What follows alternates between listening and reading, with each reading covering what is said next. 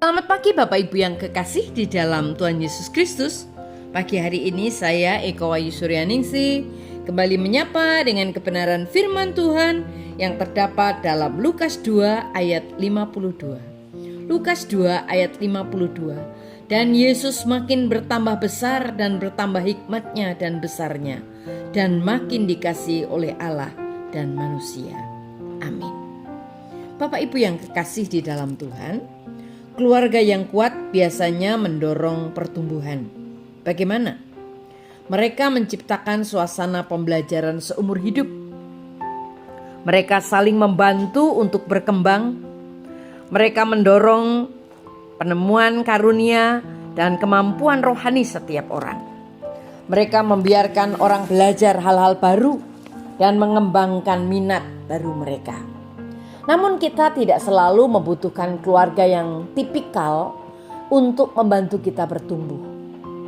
Keluarga gereja kita dapat dan seharusnya menjadi kekuatan untuk pertumbuhan dalam hidup kita.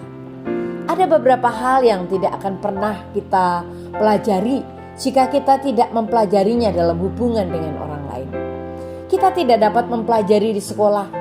Kita tidak dapat mempelajarinya di tempat kerja. Kita hanya dapat mempelajarinya bersama-sama dengan orang-orang lain yang seiman.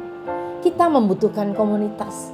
Faktanya, sebagian besar masalah kita sebagai orang dewasa berasal dari fakta bahwa kita tidak mempelajari hal-hal tertentu dengan benar saat kita masih kecil. Berikut adalah 5 hal yang harus kita pelajari dalam keluarga kita, baik biologis maupun keluarga rohani. Yang pertama, kita belajar apa yang harus dilakukan dengan perasaan. Dalam keluarga yang sehat, kita belajar bagaimana mengidentifikasi, mengakui, mengekspresikan dan menangani perasaan kita.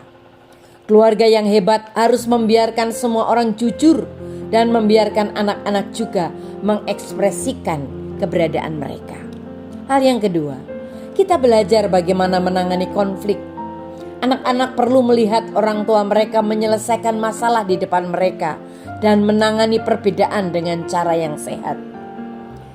Yang ketiga, kita belajar bagaimana menghadapi kekalahan.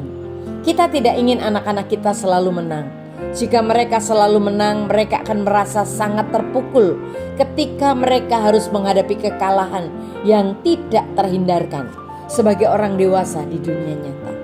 Mereka perlu belajar bahwa kegagalan tidak akan menghancurkan mereka, bahwa kekalahan bukanlah akhir daripada hidup.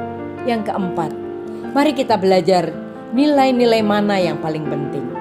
Penting untuk kita mengajarkan anak-anak 3 godaan dasar dalam hidup agar mereka tidak terpengaruh oleh nilai-nilai dunia. Godaan-godaan itu berkaitan dengan perasaan kita, apa yang kita lakukan, dan apa yang kita dapatkan dalam hidup.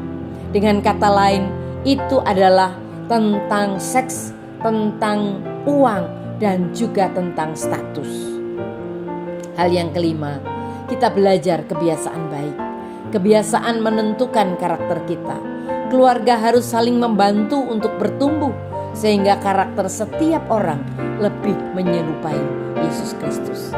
Mari kita mulai melakukan perubahan hari ini agar keluarga kita, baik itu keluarga biologis, keluarga spiritual, akan menjadi tempat yang aman bagi setiap orang untuk belajar dan bertumbuh.